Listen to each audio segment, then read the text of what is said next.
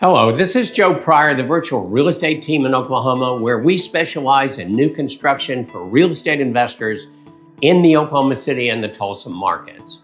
Now, a question I get all the time from investors from California, from New York, wherever they happen to be is, why are you emphasizing new construction? What about existing construction?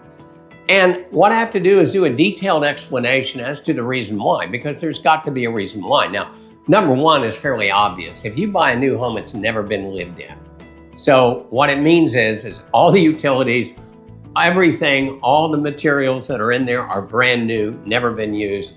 And maintenance is something that you have to be concerned about with older homes. Plus, you get warranties. So typically with our builders, they're giving a comprehensive 2-year warranty. Our big builders are using post-tension slabs for the foundation, giving 10-year warranties. There's longer warranties on the hot water tank, on the heat and air, pest infection, whatever it happens to be. That cuts down on cost a lot. But here's the big thing to me, is what tenants prefer. Tenants prefer new construction for various reasons. Number one, when you go into a new neighborhood or a newer neighborhood, everything's looking great. You've got an excellent homeowners association that makes sure somebody can't paint their house purple or whatever it happens to be to keep uniform quality. They make sure that people are mowing their yards, and you get these big, wonderful open floor plans. You know, something that people really, really like. That's one thing. But another big thing is utilities.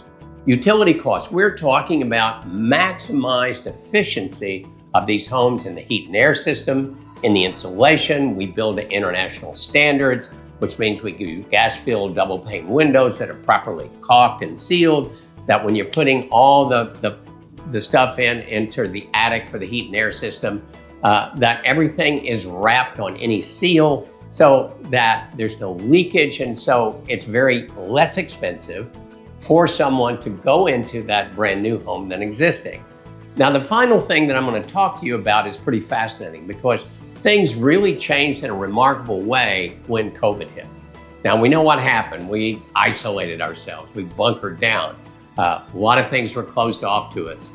And so we didn't go to Starbucks and waste our money there. Well, at least that's my opinion about it. Or we didn't go to the movies. The home was our entertainment. Our home was our playground, everything. And so a lot of money was built up and people had this money, and all of a sudden they said, I don't like my 2-bedroom apartment. I want a home.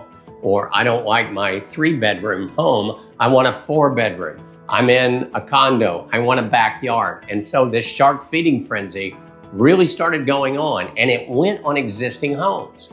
And existing homes were being overpaid. In other words, we had 20 bids on existing homes. It could be $40,000, $60,000, for instance, over the real value of that home. And if it didn't appraise, which it didn't, they went ahead and paid the difference and closed anyway. And so existing homes are done differently than new homes. This wasn't going on in new homes. If a new home was listed at $250,000, that's what it sold for. There was no shark feeding frenzy on that. And new homes are based on the cost approach.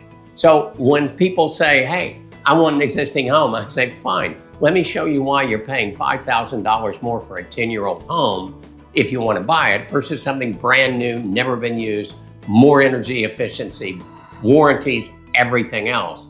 So understand that the pricing is different. Understand that how they're valued is different. This is why we emphasize new construction. You'll love it. The tenants love it.